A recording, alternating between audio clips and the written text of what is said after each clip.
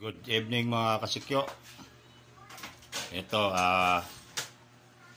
pasensyahan na tayo mga kasikyo. Ito na ulam namin, no. Ayun, akala mo paklay. Yung pala, ginataang gabi, dahon. Ito, yung tirang ulam. Tilapia. Yes, ayan ang misis ko. Nagluto siya ng pitsay, nagisa pala ng pitsay mga kasikyo.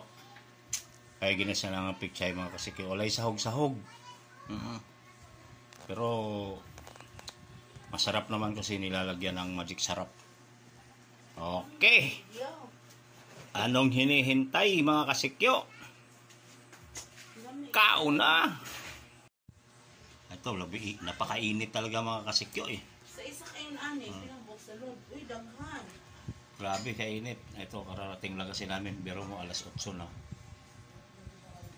Alas 8 na yung oras natin. Pero wala pa may makakaon mga kasikyo.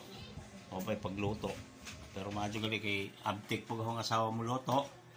Mo na na. Kaon na. Shout out dyan.